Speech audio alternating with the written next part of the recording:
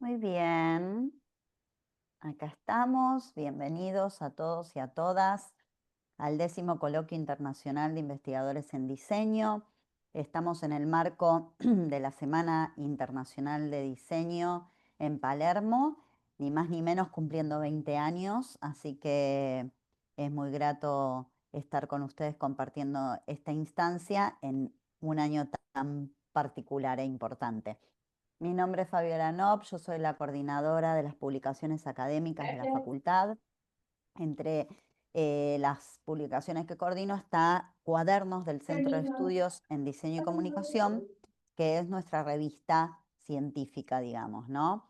Una revista que tiene referato, que está indexada en varios portales, que tiene un comité de arbitraje, editorial y arbitraje, que tiene recorrido internacional, como ustedes saben. Esas indexaciones que son a nivel internacional hacen que la publicación esté en varios portales y buscadores, entre los cuales nosotros estamos publicando en una línea de acceso abierto, que es Open Journal System, que es el OJS conocido por todos, con los DOI, que son los identificadores de la publicación y del artículo. Así que eso hace que nuestras investigaciones y nuestros documentos estén en varios lugares del mundo. Bueno, en este caso es un honor presentar al doctor Carlos Andrés Arango Lopera de la Universidad de Medellín. La verdad que, bueno, venimos trabajando con él hace muchísimo tiempo. Esta articulación de nuestros cuadernos con los posgrados también hacen que todo lo que ustedes escriben o el material que está dentro de este espacio pueda circular como estado de la cuestión también en los posgrados que tiene la universidad. Así que celebramos eso. Tenemos líneas de investigación dentro del instituto, son 26 líneas. En este caso, la que coordina en particular el doctor Arango es la línea de investigación número 25, Imagen y Diversidad, y en particular la publicación 250, que habla de investigación formativa en comunicación. Este es el segundo volumen, vamos por más, así que obviamente, como recién charlábamos, este es un compromiso abierto a seguir publicando y a seguir participando.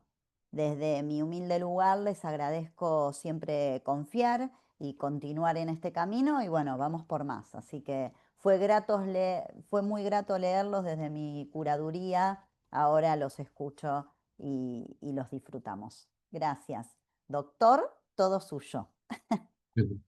Bueno, Pablo, muchas gracias. En efecto, el, el espacio que hemos encontrado pues, en la Universidad de Palermo y en particular en la publicación ha sido, digamos, significativo porque nos ha permitido articular muchos esfuerzos de varias instituciones que estamos acá en Colombia y que, como decíamos en el encuentro de mayo pasado, no es más que la suma de una conversación en la que llevamos ya un rato. Siempre soy yo pues el encargado de ser como de editor asociado, pero siempre trabajo en red con la profesora Sandra Milena Palacio, que es estudiante de nuestro doctorado, que tiene un semillero acá en la Universidad de Medellín. Entonces hoy vamos a escuchar un trabajo de su semillero con la profesora Daniela González García de la Universidad Católica de Oriente, que es la que nos coordina como todo el trabajo ya para ir rastreando las publicaciones que están listas y cuáles vamos a presentar y demás. Y con la profesora María Catalina Cruz González de la Universidad Externa de Colombia, que a su vez es como el nodo del enlace allá. Entonces, si bien yo hago la coordinación y el enlace con Palermo, realmente es la suma de varias conversaciones y varios esfuerzos. Y hoy lo que vamos a escuchar son todos proyectos provenientes de la investigación formativa, tal como la entendemos en Colombia. Son aquellas investigaciones que si bien sigan el método científico, que aspiran a las formas de rigurosidad y, y los estándares de la investigación propiamente dicha, se hacen en contextos formativos, que para nuestro caso son principalmente cuatro espacios. Y todos los trabajos de hoy van a estar ahí. De un lado, los semilleros de investigación, que es una forma que Colombia ha logrado denominar esos espacios formativos que se dan sobre todo en los pregrados, de estudiantes que aparte de su formación académica quieren incursionar en el ámbito de la investigación. Entonces, ahí están los semilleros. Luego, los trabajos de grado, que vamos a encontrar trabajos que son de carrera y luego también de posgrado. Vamos a encontrar algún trabajo de posgrado en la sesión de hoy.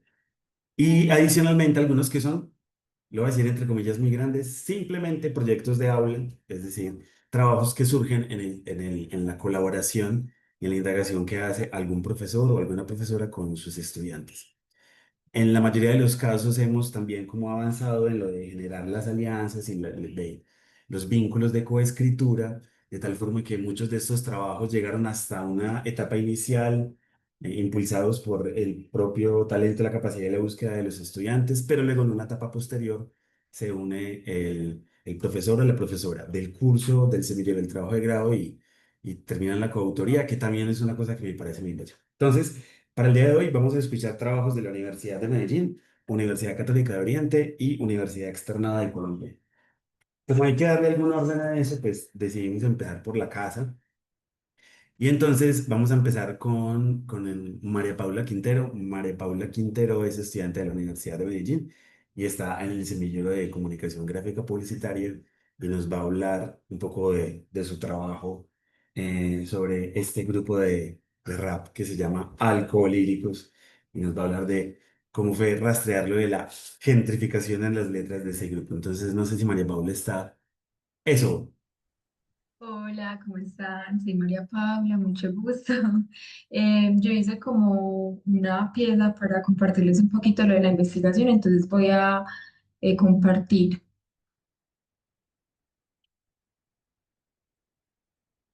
Ahí ya se está viendo. Sí, sí, sí, la tenemos. Listo. Bueno, antes de empezar como a hablarles sobre la investigación, quisiera como darles la curiosidad, darles la pregunta de que si ustedes alguna vez hayan preguntado, cuestionado sobre de pronto qué relación tienen los fenómenos espaciales con el hip hop. Yo me lo pregunté y así fue como nació esta investigación que se llama Música de Barrio, Negocio de Ciudad, Alcolíricos, Gentrificación y Turistificación en Medellín. Pero entonces les voy a explicar primero quién es Alcolíricos, qué es la gentrificación y qué es la turistificación. Alcolíricos es un grupo de rap de acá de la ciudad de Medellín que en los últimos años se ha vuelto pues muy famoso y muy escuchado porque en sus letras ellos retratan mucho la cultura popular paisa. Entonces hay muchas personas que se ven muy identificados con sus letras, son pegajosas, son buenas. A mí también me gustan mucho y también de ahí nació mucho pues como la investigación. ¿Qué es la gentrificación? La gentrificación lo podemos entender como el proceso cuando se renueva un lugar, un espacio de la ciudad, se pone más lindo, una renovación arquitectónica y llega gente nueva a vivir a ese lugar. Que normalmente y seguramente es gente que tiene mayor poder adquisitivo, que puede pagar por este lugar, que ahora está en mejores condiciones, que está más lindo, que está más actualizado y termina desplazando a las personas que originalmente vivían ahí, que ya no pueden pagar pues como el encarecimiento de la zona, ¿cierto? Por otro lado, la turistificación es un poquito parecida, pero la turistificación se centra en los turistas. Entonces es cuando un lugar, un barrio cambia todas sus dinámicas sociales, económicas, espaciales, para complacer a los turistas, para que ellos se sientan bien en ese lugar. Entonces, por ejemplo, ya no hay una tienda de barrio de esquina normal como cualquiera, sino que ya es un supermercado de 24 horas donde los turistas pueden entrar en cualquier momento. Entonces ahí está como esa diferenciación. Entonces, este artículo empezó como partiendo de la pregunta de qué forma Alcolíricos expresa sus canciones estos fenómenos que se presentan en la ciudad de Medellín. Porque entonces yo los escuchaba y yo decía, ah, ellos están hablando de gentrificación, pero entonces ellos con qué tono lo están diciendo, cómo lo están diciendo, ellos tiran frases que hacen referencia implícita también a este problemático, entonces también como, pues, de qué forma ellos están hablando de estos temas. Entonces, pues claramente el objetivo del artículo era pues analizar letras de estas canciones, pues juiciosamente, leerlas y mirar en qué momento tocaban estos temas, porque como ya les dije, pues sus canciones tienen narrativas muy afines a las personas que compartimos como este mismo contexto de la ciudad de Medellín y también de Colombia, que para todos como que es muy, muy visible lo que ellos dicen, lo que ellos cuentan. Entonces, ¿cómo lo hicimos? Lo hicimos mediante una metodología cualitativa y hermenéutica, es decir, que tomamos cada una de las canciones de Alcolíricos, las leímos, las analizamos y nos dimos cuenta, pues, y miramos por qué lado ellos estaban hablando implícita o explícitamente de estos fenómenos. Y en toda la revisión, bueno, también se revisaron textos bibliográficos y pues como relacionados a la gentrificación, a la turistificación y al rap o al hip hop. Y nos dimos cuenta que también no hay suficiente investigación sobre estos temas asociados. Y pues durante la investigación, durante el proceso, nos dimos cuenta que había una palabra que existía que se llamaba turistificación y que era diferente a la gentrificación. Entonces ahí decidimos también meterlo en la investigación porque nos pareció muy curioso y muy importante, porque también es un fenómeno muy nuevo, algo que pues pocas personas probablemente conocen por el nombre que tiene, ¿cierto? Entonces, ¿qué encontramos? Encontramos efectivamente que Alcolíricos habla sobre estos temas en sus canciones, que los menciona tanto de manera implícita como explícita, y pues ahí podemos ver como frases como alquilar un rincón de la Comuna 13 y como Cristóbal Colón vuelven a su país. Eso es una referencia muy clara a la turistificación, como una neocolonización de turistas que llegan a nuestras zonas, a nuestros espacios, pues como a robar también como nuestra tranquilidad, nuestra cultura, nuestras dinámicas, a cambiarlas. También por otro lado tenemos el sonido de la gentrificación y del silencio, que pues obviamente claramente habla sobre gentrificación. Y durante pues esta discusión nos dimos cuenta también de que la gentrificación y la turistificación pues son dos caras de una misma moneda. Entonces ambos conllevan cosas muy similares, pero son propiciadas por actores diferentes. Entonces la gentrificación muchas veces puede ser el actor principal puede ser una persona que viva en la misma ciudad o en el mismo país y que seguramente se va a quedar viviendo en ese lugar nuevo que está gentrificando. Y la turistificación es de turistas, de personas nómadas, personas que están yendo y viniendo, que no se van a quedar 3 años en el mismo lugar. Entonces también como que abrimos el espacio a ese debate. Pues y finalmente, ¿qué encontramos? Pues como cuáles fueron los resultados y las conclusiones. Pues obviamente nos dimos cuenta que Alcolíricos sí es una herramienta pues como muy fuerte de resistencia sobre estos temas de gentrificación y turistificación en la ciudad de Medellín, que en sus letras ellos tienen una voz de protesta, pues obviamente siendo muy fiel a los inicios del movimiento del hip hop, que siempre ha sido pues como un movimiento de muy contestatario, de decir lo que le pasa a las personas que no tienen voz, a las personas que no son tan visibles por el Estado muchas veces y que Alcolíricos está cumpliendo ese papel. Y cuando habla sobre estas problemáticas, lo habla desde una zona crítica y también como con una posición clara, pues como de que haya un cambio con esto. También nos dimos cuenta que pues como que también es necesario que haya un equilibrio, que haya políticas urbanas que compensen como todo lo que está pasando, porque es algo de lo que ya en Medellín estamos siendo víctimas y estamos pues como sufriendo las consecuencias. Y también la idea de este artículo es abrir el debate, pues y como aportar como al estudio sobre estos temas y a la relación que tienen con la música y con el hip hop. Y ya, muchas gracias.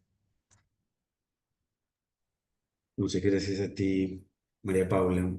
Ahí está el artículo. Ya saben que todo lo que estamos exponiendo está en el cuaderno 250.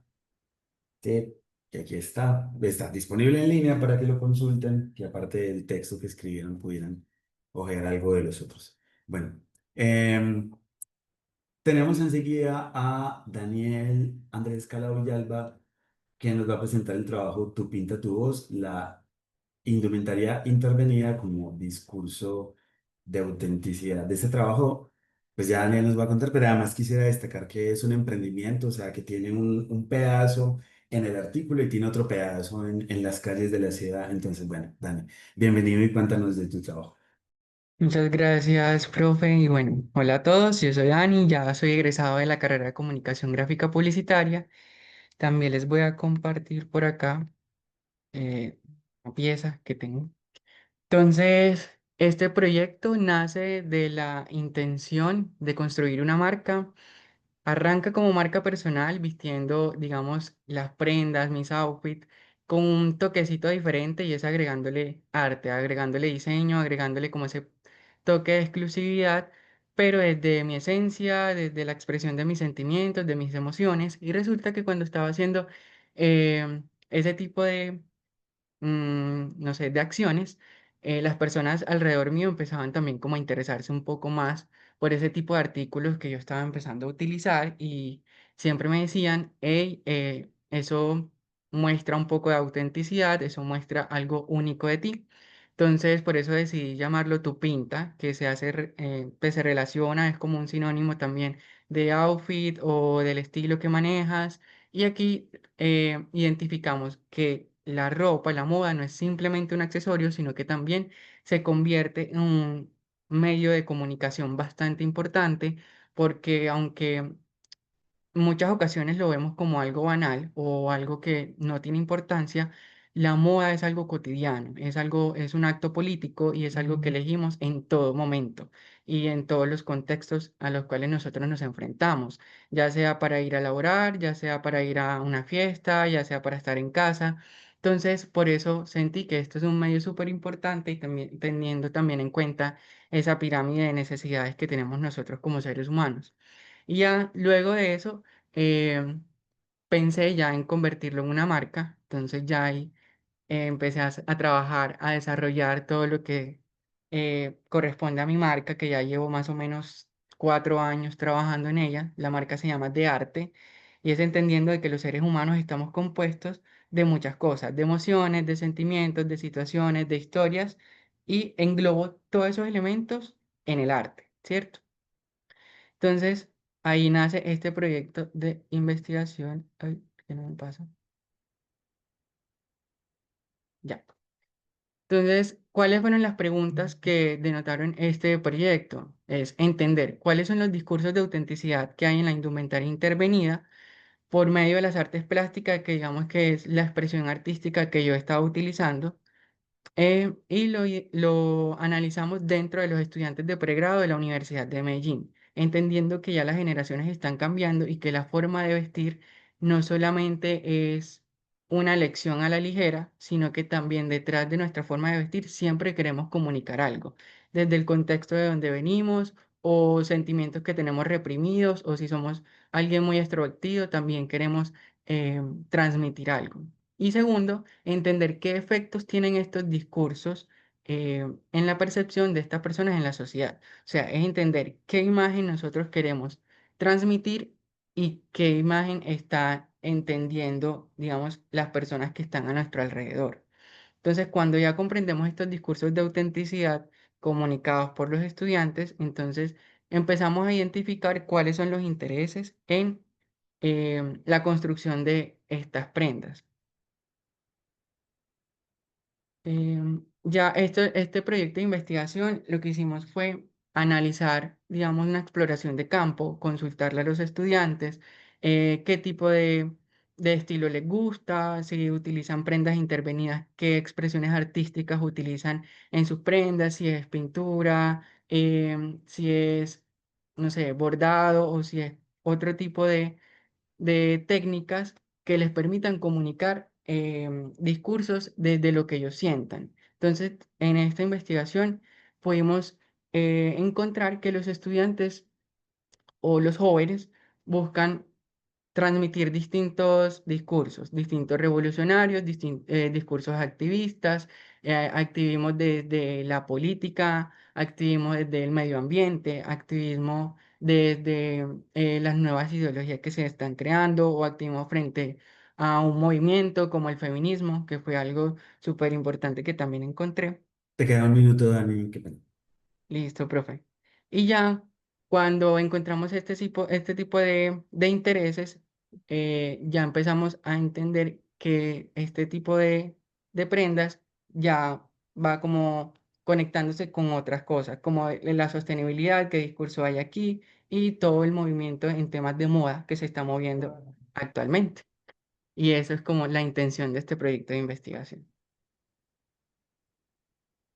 Listo, Dani, muchísimas gracias. Está ahí el Gracias. artículo para la lectura y, bueno, y tu exposición mostrando como los puntos de interés. Por... Tenemos a continuación el trabajo de Laura Vanessa Díaz y Sandra Milena Palacio que se llama Lencería Inclusiva, un estudio semiótico, Dinamarca comprometida con la diversidad de género. Sí. Entonces, te escuchamos. Buenas tardes. Muchas gracias, profe Carlos y doctora Fabiola, por la invitación. Este es un proyecto que nace desde el Semillero de Investigación Tetris Marketing y conectando con lo que decía Daniel, estábamos viendo que hoy en día, bueno, y desde el nacimiento pues, del vestuario, este no solamente es un uso para proteger el cuerpo o para adornarlo, sino también para comunicar. En este sentido, nosotros hemos venido trabajando con el vestuario, con las personas de la comunidad transgénero, en este caso de Medellín, y encontramos algunas problemáticas que estos han presentado a través del vestuario, ¿cierto? Sobre todo en la oferta de la industria de la moda actual, donde las diferentes marcas que actualmente están en el mercado se limitan solamente a apoyar a la comunidad transgénero en su mayoría solamente, por ejemplo, en el mes del orgullo o en diseños de ropa a género, ¿cierto? Sin embargo, no tienen en cuenta estas necesidades corporales y físicas y ergonómicas que tienen las personas transgénero en cualquiera de los momentos de su tránsito, ¿cierto? Entonces, por ejemplo, cuando están con esa disforia de género, entonces tienden a utilizar el vestuario para ocultarse o cuando ya están en su proceso de transición no se tienen en cuenta como estos cambios que van teniendo en su cuerpo y el vestuario incluso tiende a lastimar. Entonces nosotros encontramos una marca que es la marca Avan Munich y esa marca nace desde y para las personas transgénero. Entonces decidimos hacer un estudio semiótico tomando como base la teoría de Pierce, donde la primeridad entonces la tomamos como esas partes tangibles, vivenciales y la cualidad estética que tenía el vestuario. Vimos entonces de las marcas, de los diferentes productos que ellos tienen o ofertan en el mercado, entonces cuál era esa seguridad, cuál era esa existencia real o cuál era el uso que se le daba a cada uno de estos elementos. Y por último, mirar entonces cuál era ese significado, esa interpretación que le daban a cada uno de estos elementos.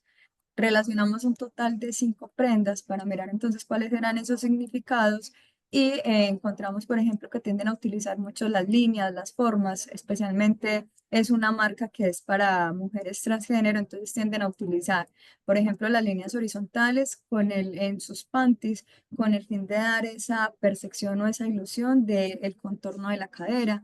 Tienden entonces a utilizar prendas de lencería con el fin de dar esa feminidad o esa comodidad en aquellas partes de su cuerpo que requieren como una mayor transpiración, porque las mujeres trans en cierto momento de su transición tienden a utilizar la técnica del tucking, que es ocultar las partes genitales masculinas. Entonces esto genera un problema ergonómico por el cual necesitan vestuario que tenga como una mayor transpiración y no genere como una problemática adicional.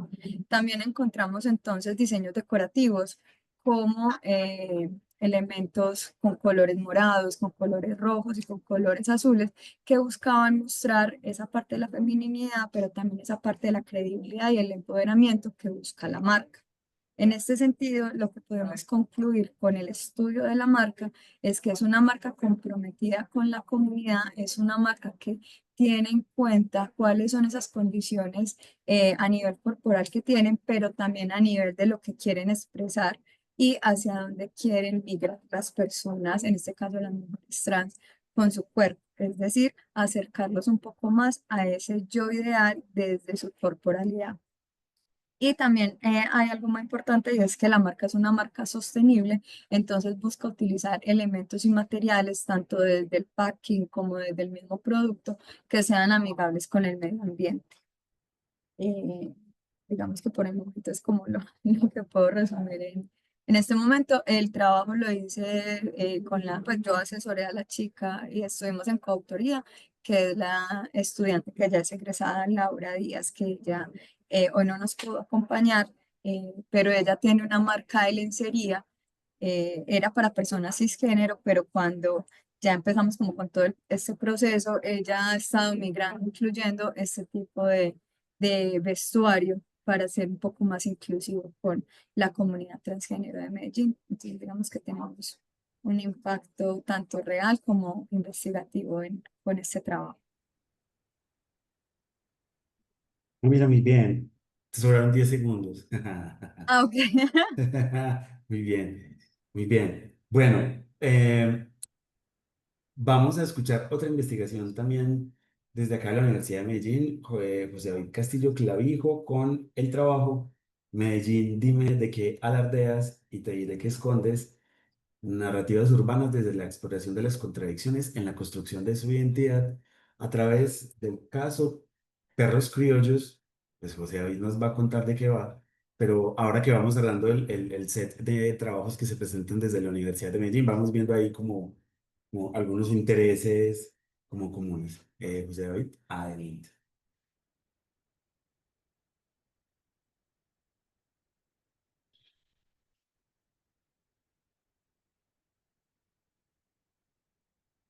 Si está, yo lo veo conectado. José David,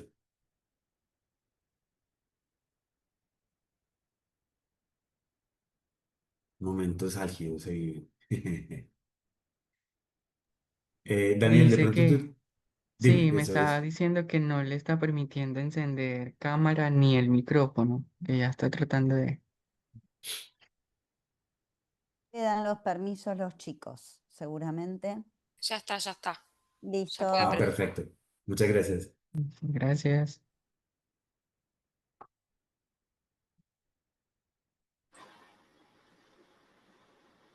Hola. Sí, Hola. sí me escucho ya. Ay, Sí, perfecto. qué pena con ustedes, tenía un inconveniente que no sabía cómo resolver. Bueno, me Tranquilo. presento otra vez, yo soy José David Castillo, como el profe Carlos lo mencionó, mi proyecto se titula Medellín, dime de qué alardeas y te diré qué escondes, explorando las contradicciones en la construcción de su identidad. Quiero comentarles que de primera el proyecto nace de dos cosas. Yo soy paisa, pero yo no crecí aquí en la ciudad de Medellín, yo crecí fuera de. Realmente tuve como la oportunidad de vivir en varias ciudades, te siento también conexión con otro tipo de culturas, otro tipo de sociedades, por así llamarlo. Y también de eso que leí un artículo en una revista de internet que se llama Contra los Paisas y en ella el autor llega y empieza a dar un montón de golpes a esa idiosincrasia paisa, donde desenmascara de alguna manera lo que es su discurso y su narrativa. Y yo quedé muy, como que me identifiqué y dije, pucha, es que siendo uno paisa, porque hace estas cosas paisajes. Desde aquí nace como el proyecto de investigación. Quiero mencionarles que fue una experiencia enriquecedora, más porque me permitió a mí conectar con mi ciudad después de que no había crecido acá, ¿cierto? Y para el desarrollo de este abarqué tres conceptos, ¿cierto? Que son identidad, cultura y discurso. Y después de, eso, de esos tres conceptos y meterme y a indagar historia, la historia de la cultura paisa, de sus orígenes y demás, quise hacer en una segunda fase lo que es un caso de análisis, con un análisis crítico del discurso, a lo que es el video podcast Perros Criollos, que es un formato que aquí en su momento estuvo en apogeo y alcanzó un furor nacional y rompió esas barreras geográficas y hoy día también lo reconoce de manera internacional con tres figuras que precisamente son paisas y que en ellos tres me senté como a analizar su discurso, analizar netamente su lenguaje, su sintaxis, el uso de las figuras, como para poderme dar una idea de lo que era todo ese sustento que hay detrás de sus narrativas, ¿cierto? Entonces, como les comentaba, en esos tres conceptos que empecé como a estudiar, empecé con el de identidad y me pegué mucho a un concepto que define Clifford Geertz, más recuerdo que se llama, y Clifford define la identidad como un concepto en el que es un proceso hereditario. No es algo que simplemente uno adopta porque sí es un proceso hereditario, en donde el individuo tiene que coexistir sí o sí con un entorno y al coexistir este demanda que le otorguen y este tiene que dar una parte de sí para dejar su legado. Entonces ahí empieza como una configuración chévere, lo mismo que el concepto de cultura, que lo propone una autora que en ese momento no recuerdo su nombre, eh, Ella lo que propone es que la cultura es eso, se configura con con la participación activa de de dos instancias, lo que es el individuo y lo que es el entorno. Que la cultura debe ser sí o sí compartida y que ésta se configura a sí misma, se construye y se configura, no se queda, nunca es estática, nunca se queda en lo mismo, siempre está transmutando. Entonces también se une con el concepto de identidad y empiezan los dos a construir algo muy chévere. Y por último el discurso, que esta definición parte un poco del trabajo de Foucault, y Foucault lo que menciona es que el discurso no es simplemente un concepto que abarca un proceso, una actividad discursiva, no solamente un método de expresión, una capacidad de entre seres humanos compartir y convivir, no. Él lo plantea como el discurso, como la capacidad de controlar, transmutar y reconfigurar la realidad. Entonces, en estos tres conceptos me parece que me fui de lleno como a empezar a hilar todo lo que concurre dentro del contexto paisa, pero también resulta complejo porque para los que nos acompañan de Argentina u otras universidades del contexto paisa no solamente se entiende como los que son propios de Medellín o del territorio antioqueño, es un conjunto mucho más amplio que constituye todo el eje cafetero, e incluso zonas aledañas a esto. Entonces son malo 5 o 6 estados o departamentos en los que toda la cultura empieza a tener ciertas características y se permea a sí mismo. Ya cuando empecé con el caso de análisis de perros criollos, me dediqué a tomar unos cuantos episodios en los que, como les decía, solamente me dediqué como a poner la atención a cómo era que ellos expresaban sus historias, ¿cierto? Y ahí encontré dos características que una me parece de pronto, no sé cómo llamarlo, de pronto curiosa o que de alguna manera es muy evidente, y es que parte del discurso y la narrativa paisa, desde sus orígenes hasta el día de hoy, se plantea como la berraquera, la capacidad del paisa de salir adelante, de esa pujanza, de esa resiliencia, de ese frente ante la adversidad que lo acompaña desde sus inicios, desde sus orígenes en las montañas, hasta el día de hoy. Entonces aquí encontramos que en el caso de perros criollos, que son un espejo de lo que es la realidad paisa, encontramos que siempre sus historias van a ser trágicas. Uno se pone a escucharlos, sí, como que se les da como a completa atención. Me dicen, no, es que esas historias son completamente trágicas, pero ellos lo voltean con el humor, le dan un giro de 180 grados y ellos empiezan a desarrollar todo su discurso. Y entonces uno dice, esa historia triste que le pasó, esa tragedia que le pasó, me identifica a mí, no me pasó, pero me identifica. Siento su dolor y me hago parte de él. Y a su vez la otra característica es que el discurso paisa se fundamenta y tiene muchísima base en lo que es astucia para manipular el lenguaje, en todo ese uso de recursos lingüísticos, por ejemplo, la hipérbole, la metáfora, la analogía, el montón de figuras de los que se valen para hilar su discurso. Entonces, estos dos hallazgos me llegan a mí, me llevan a mí a identificar que la comunidad o la identidad paisa hoy día se permea por lo que fue el pasado y por yo cómo me quiero proyectar. El título también hace mención a lo que dice que escondes. Dime que hablas y diré que escondes. Y uno puede pensar, de pronto Medellín tiene, no sé, al ser rodeado por montañas, hacer un valle, quizás su falta de visión para proyectarse más afuera, para posicionarse, quizás sea, no sé, una cuestión en donde no queramos ocultar un dolor, pero sí con ese dolor llevarnos más allá, si no me entienden. Es un proceso curioso, es una dinámica, un fenómeno interesante. Siento que eso es lo más chévere del proyecto. Y hoy día yo me planteo como la oportunidad entonces de hacer como, sí, como un parte, ¿sí o qué? Y en esta parte lo que yo quiero plantear entonces ahora sí es un relevo generacional con las nuevas figuras paisas que están posicionándose en el medio. Porque la ciudad de Medellín o propiamente como el departamento antioqueño o en sí el conjunto paisa, hoy día tiene muchísimos exponentes o figuras que están rompiendo no solo nacional, sino que llegando al exterior. Artistas del reggaetón, artistas, no sé, quizás nuevas figuras que de alguna otra manera están hoy día configurando el discurso. Entonces sería chévere poner como esa parte en lo que fue, en lo que es y en lo que puede ser, con ese relevo generacional. En pocas palabras, ese es mi proyecto. Gracias por el espacio y espero que se animen. Bueno, David, muchas gracias. Interesante, muy interesante preguntarse por lo que uno es, pues, ¿no? de pronto a los que se conectan desde Argentina, incluso desde fuera de Medellín, ese asunto de las identidades no deja de ser lo que es, sí, o que pues es fruto de una construcción evidentemente histórica y demás, pero también tiene como esos momentos en que genera fastidio o tensión o conflicto con esas otras identidades que también se ponen en circulación. Así que con los trabajos de María Paula, Daniel, la profe Sandra, con su estudiante Laura Vanessa y José David, terminamos el set de investigaciones que se presentan desde la Universidad de Medellín. Ahora vamos a pasar a trabajos que vienen desde la Universidad Externada de Colombia, un poco para que Fabi se ubique.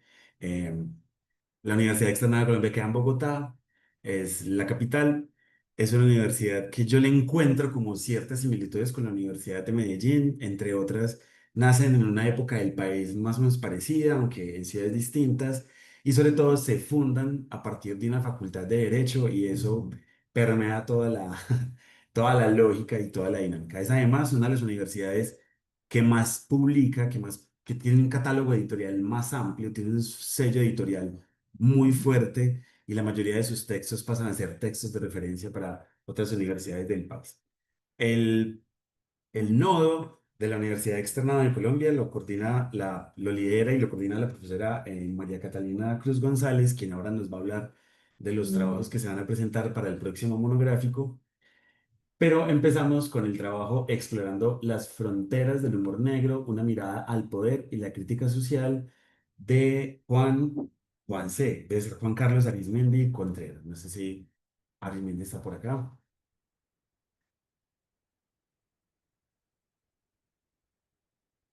Sí, ahí están. La profe Catalina me dice que están en la facultad, ¿verdad? Hola, ¿tienes bien? Listo. Adelante. Listo, esperen, ya les comento.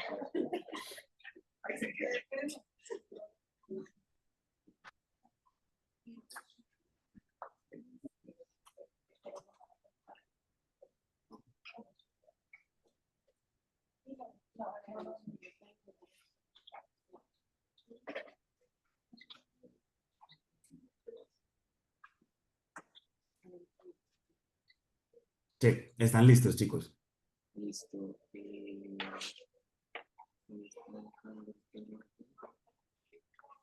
Compartir. Dime. No, no me.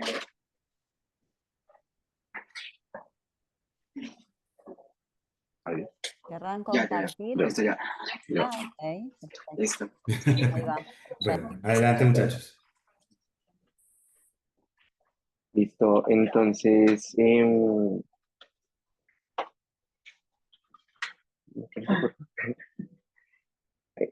hace poco un amigo me envió algo por Instagram y era un video de un tipo en una silla de ruedas dando una conferencia y decía, gracias a Dios la vida no me puso escaleras sino barreras. Claro, me reí en ese entonces, pero ahí entra esa vocecilla a lo lejos que dice, ¿y si eso está bien? ¿Y si no?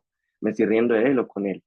Entonces, hoy quiero invitarlos a pensar sobre cómo el humor negro es una crítica, resistencia y espejo de nosotros mismos, porque este tipo de humor, sobre todo, nos hace decir más de quiénes somos por dentro de cómo nos mostramos normalmente.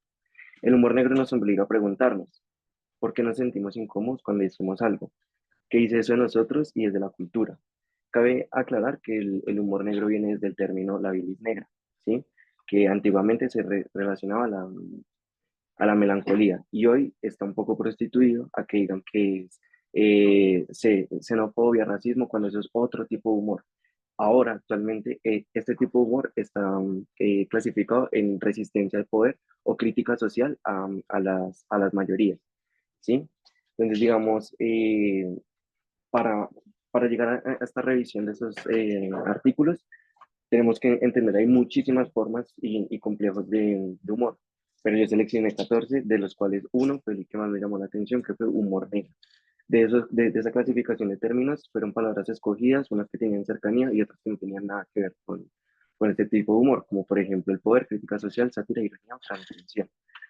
Se revisaron 5 investigaciones, de las cuales dice más o menos cómo podemos ver el tipo de humor en otros contextos e incluso desde la infancia, porque nosotros a veces generamos eh, chistes tabúes desde nuestra corta edad, pero no sabemos qué implicación tiene eso en un futuro.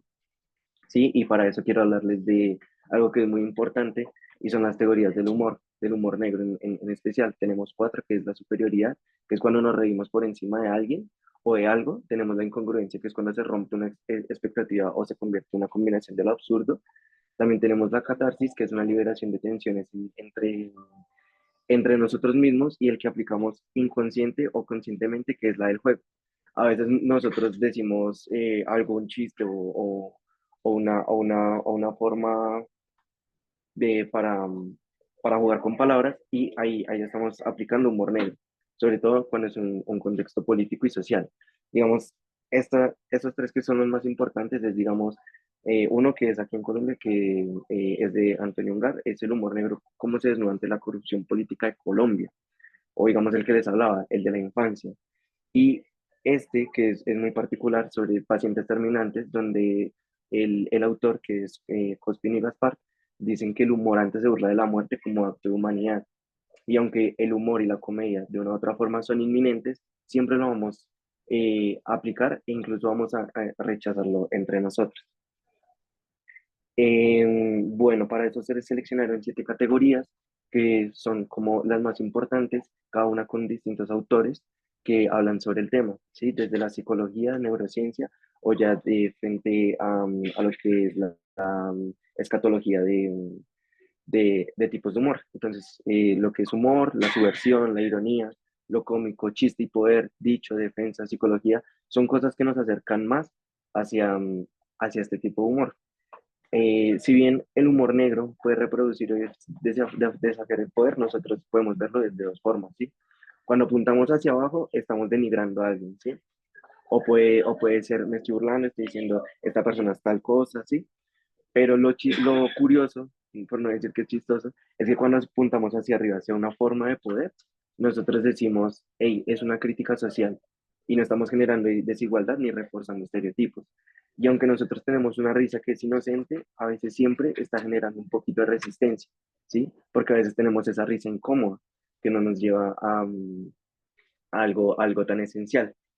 Entonces quiero resaltar que el humor negro eh, es de todos los humores el que nosotros podemos decir las cosas sin, o sea, es la forma de decirlo innombrable sin que alguien nos esté poniendo tapujos.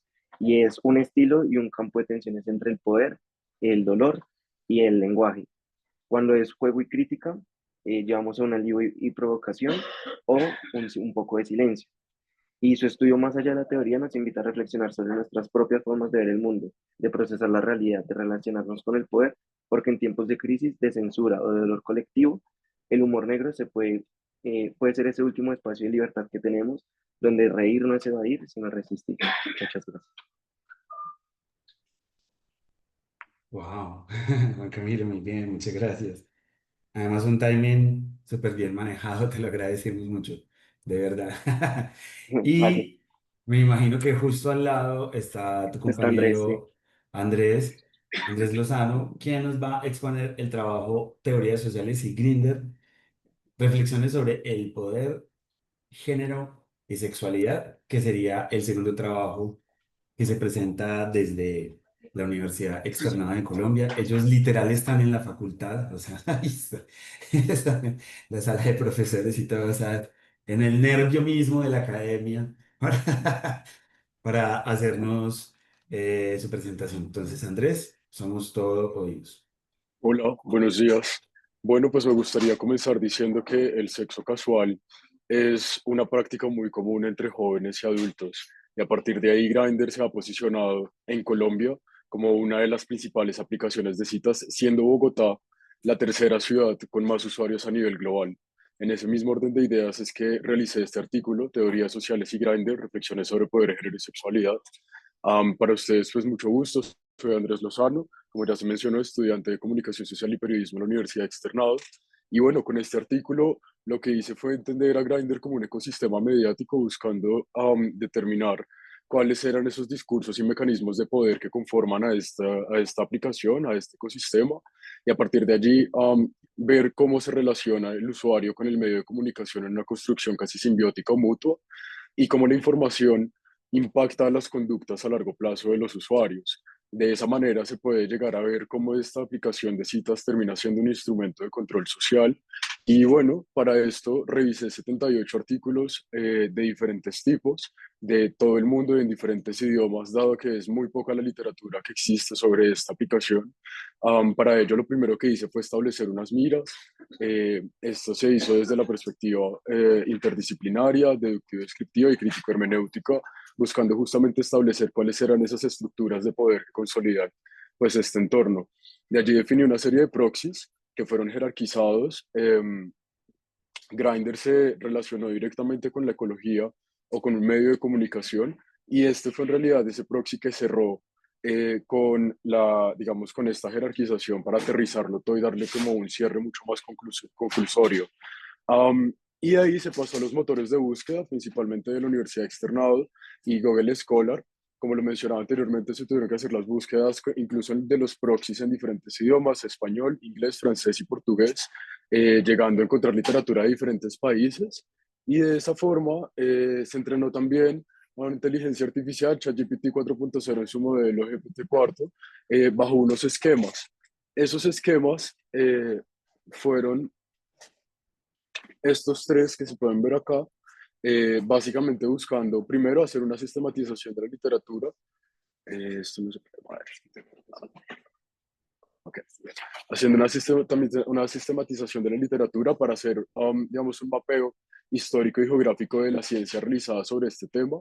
El segundo buscaba validar la compatibilidad y el rigor de cada artículo en línea con este tema de investigación, y finalmente se hizo una operacionalización de autores de la cual salió este marco teórico, siendo estos los autores más citados a nivel global, estando allí Michel Foucault, Judith Butler, Pierre Bourdieu, Paula Sibilia y Gayatri Spivak, cada uno dando una vista, digamos, completamente integral sobre este tema.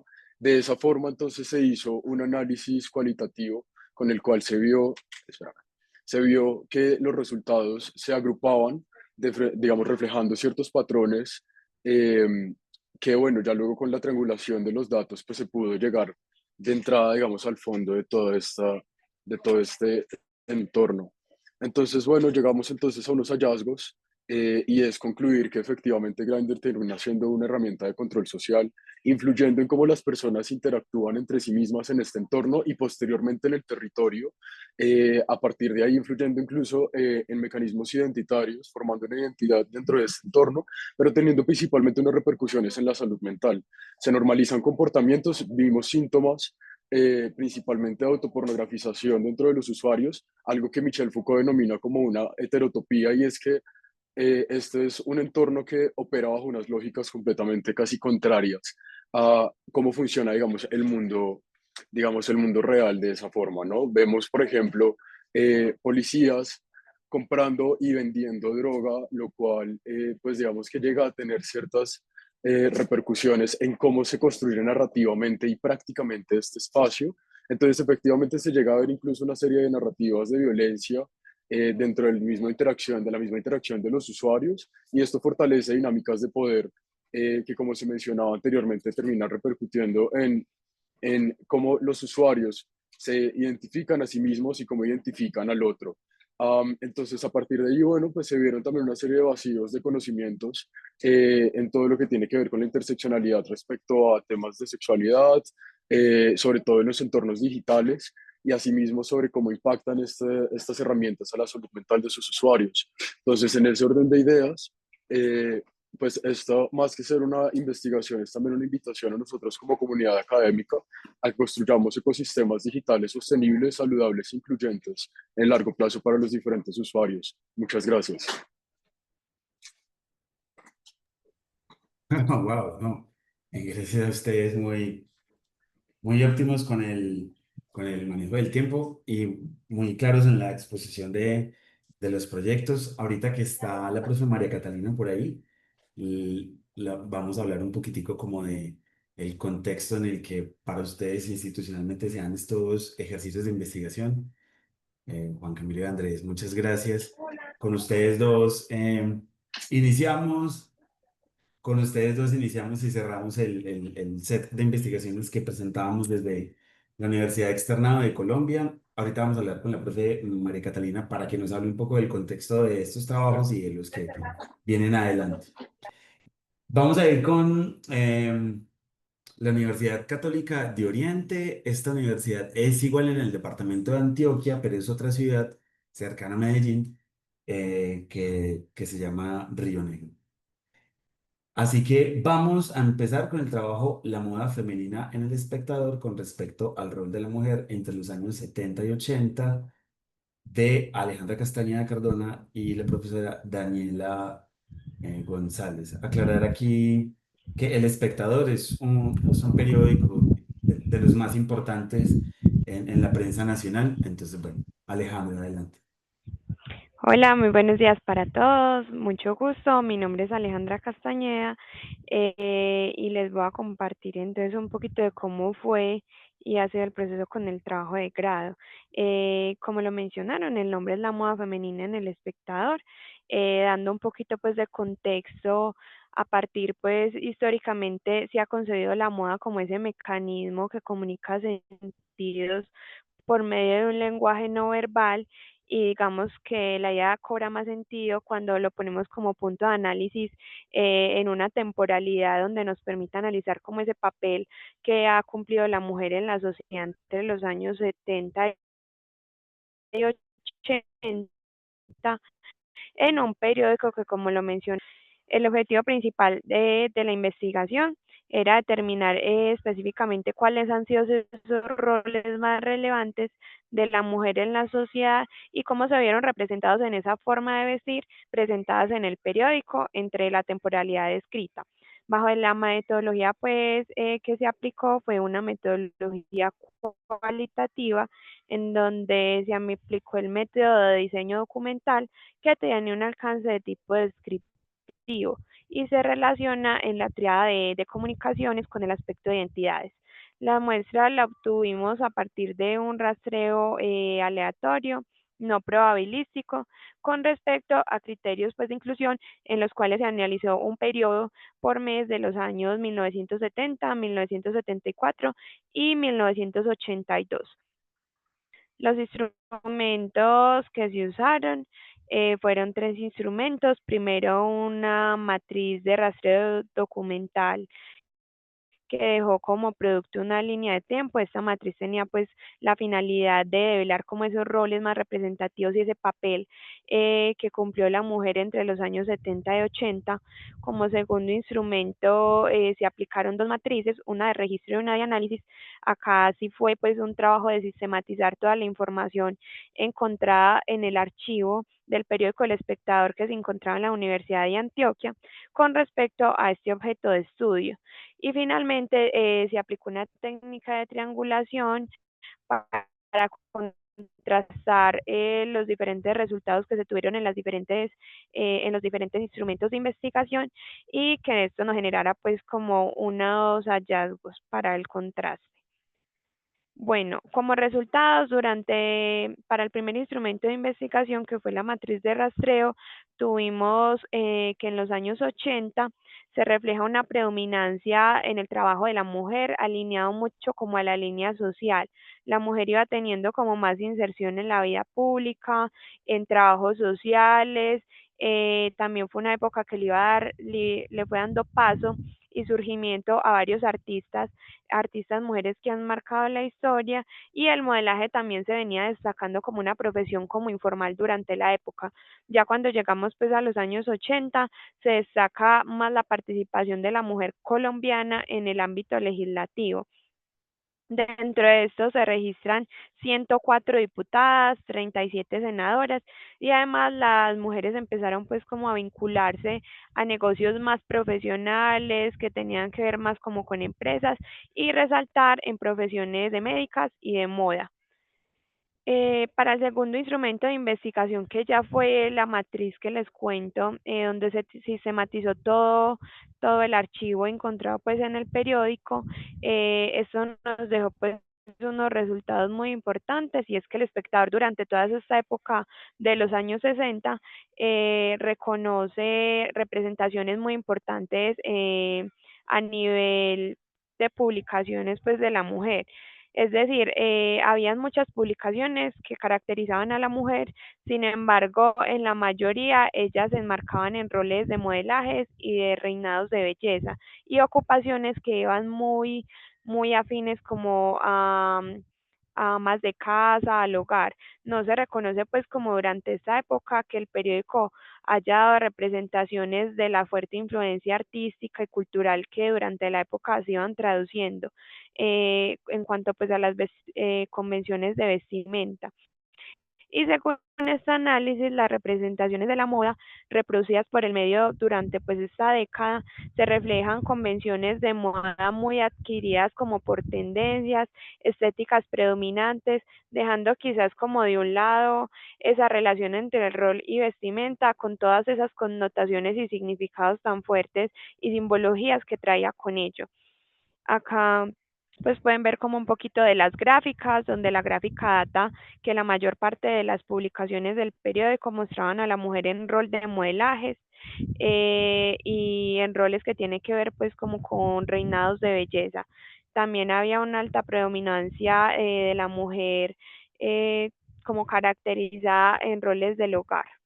Ya cuando llegamos pues a los años 80, específicamente en 1982, vemos que las convenciones de vestimenta se iban inclinando más como al uso de minifaldas, a blusas con estampados, accesorios que iban caracterizando pues como ambas épocas también.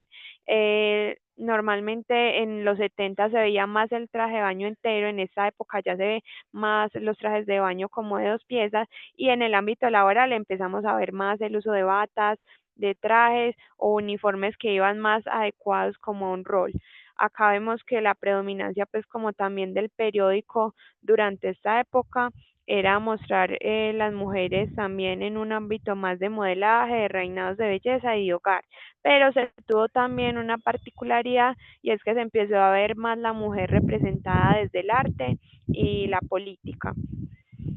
En conclusión, pues y con respecto a los hallazgos que se tuvo durante la investigación, el reconocimiento en diferentes roles y ámbitos de la mujer fue muy característico, porque se otorgaba en la mayoría por mujeres que desempeñaban un rol de periodista dentro del medio de comunicación, es decir, que eran mujeres que eran escritas y visibilizadas por otras mujeres en el medio.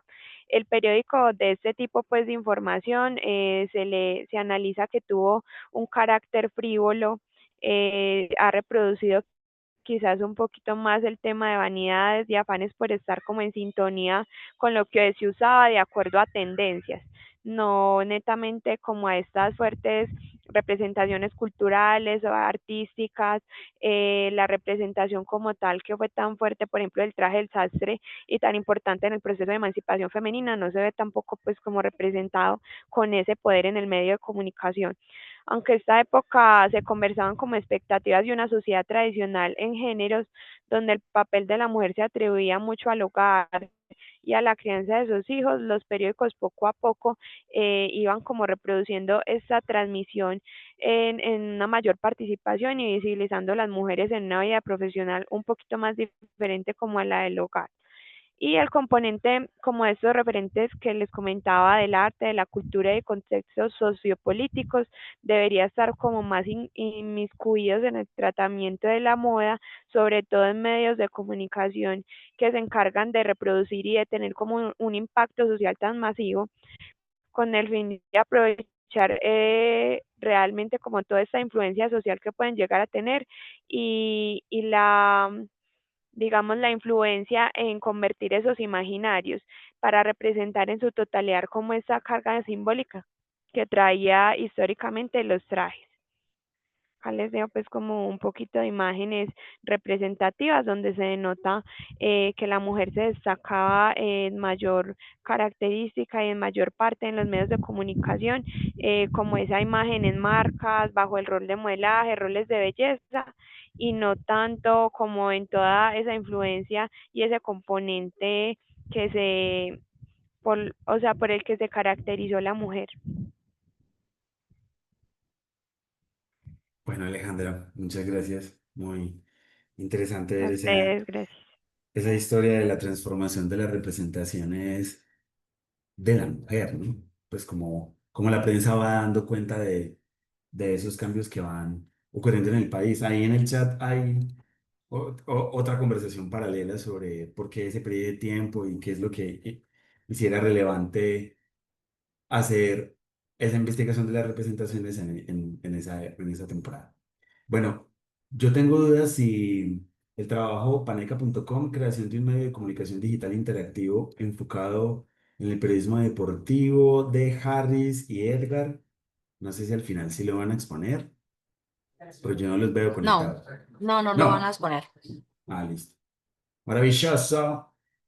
Y ahora nos queda el que sería el último trabajo, em, que se denomina Una ciudad para el encuentro, la significación y la cultura, con el profesor Ernay Montoya, a quien saludo, y me aparece Emily, Manuela, Viviana, decir que yo los conozco hace rato trabajando y que ya han hecho un montón de productos derivados de ese proyecto de investigación. Así que aquí atentos, Emily y profe Ernay, Que si pueden con habilitar, Michelle. porfa, al profe Ernest para compartir pantalla. Y a Emily. Gracias.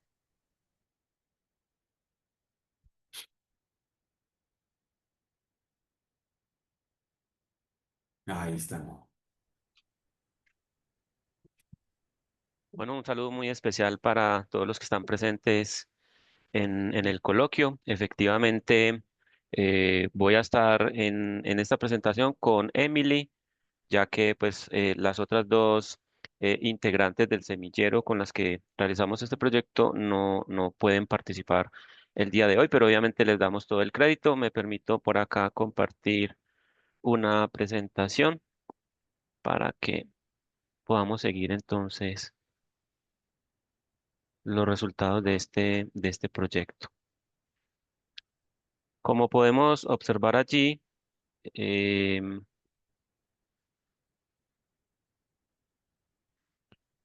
este es un proyecto que se desprende o se deriva, o más bien el artículo como tal, se deriva de un proyecto que se tituló en su momento Ciudad Imaginada, Movimientos Sociales, Derecho a la Ciudad y Derecho a la Comunicación en Río Negro. Ahí estamos entonces los integrantes del semillero que vamos a participar. Sobre todo para quienes están fuera del país o bueno, no conocen mucho esta zona, que es donde está justamente la Universidad Católica de Oriente, como lo decía ahorita el profe Carlos. El municipio de Río Negro está ubicado en una subregión que se denomina el Oriente Antioqueño. Y esta subregión pues hace parte del departamento de Antioquia, cuya capital es la ciudad de Medellín. Río Negro está a unos 33 kilómetros de la ciudad de Medellín y partimos de esta problematización. Esta ciudad, que es donde se ubica también el Aeropuerto Internacional José María Córdoba, que es la que presta servicios a la ciudad de Medellín. El aeropuerto no está en la capital, sino que está en el municipio de Río Negro. Es también uno de los municipios que se ha convertido en zona de relocalización industrial y que ha posibilitado pues un crecimiento industrial, comercial y urbanístico que ha llevado a un crecimiento acelerado de la ciudad. Y en ese crecimiento se vienen observando diferentes fenómenos como la ruptura de las relaciones humanas en la ciudad, de un pueblo que empieza a crecer aceleradamente y se va convirtiendo en una ciudad. Ciudad que para efectos conceptuales nosotros acá la entendemos como el espacio público. Cuando hablamos de ciudad nos referimos al espacio público, que es lo que verdaderamente compartimos como habitantes de este entorno urbano. Estos espacios, por las lógicas del comercio, por las lógicas del capitalismo, por las lógicas del crecimiento acelerado, vienen asumiéndose como no lugares, zonas que realmente remiten más a circulación hacia los entornos de consumo y que responden básicamente a una planeación exógena. Lo que se cuestiona es que es una ciudad que ha tenido un impacto en la planificación, sobre todo desde los proyectos que vienen de la ciudad de Medellín, de la capital y del área metropolitana, y que cada vez más se observa esa falta de espacios para la acción colectiva y por lo tanto se empiezan a ver vulnerados el derecho a la ciudad y el derecho a la comunicación. En ese sentido, entonces, lo que se problematiza es que la planeación y la construcción de la ciudad está dejando de ser un proceso social y está pasando a ser un propósito básicamente de agentes gubernamentales y de agentes privados, pero que no están contemplando la participación de la ciudadanía, una participación real, efectiva y basada en procesos de comunicación. Entonces, el objetivo general que nos planteamos en este trabajo fue caracterizar la ciudad que imagina los movimientos y colectivos sociales relacionados con la planificación urbana y con la democratización de la comunicación en Río Negro, lo cual hicimos en primer lugar a partir de identificar campos de deliberación y acción de estos colectivos, luego esos imaginarios en tanto problematización del espacio público y a partir de ahí los imaginarios como aquello que imaginan, como aquello que sueñan, como aquello que anhelan estos colectivos sociales.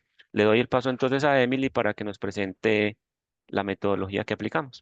Bueno, buenos días para todos. Un gusto saludarlos y presentarles este proyecto que ya llevamos trabajando hace un tiempito. Entonces, la metodología que utilizamos en nuestra investigación es de enfoque cualitativo y a su vez participativo, ¿cierto? Basado en el método de investigación y acción. Y lo dividimos en 3 fases. Estas 3 fases, la primera, hicimos una revisión documental, archivos, redes sociales, páginas web. ¿Para qué? Para detectar esos movimientos sociales que iban a ser parte de la investigación.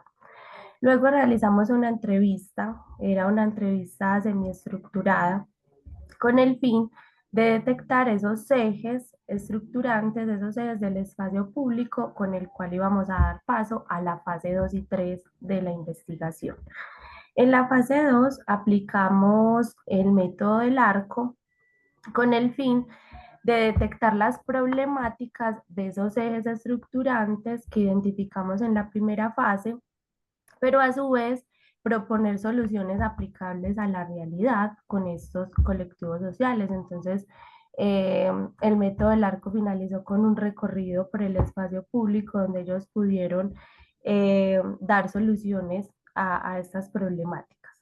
Y por último, en la fase 3 hicimos una cartografía social con los participantes.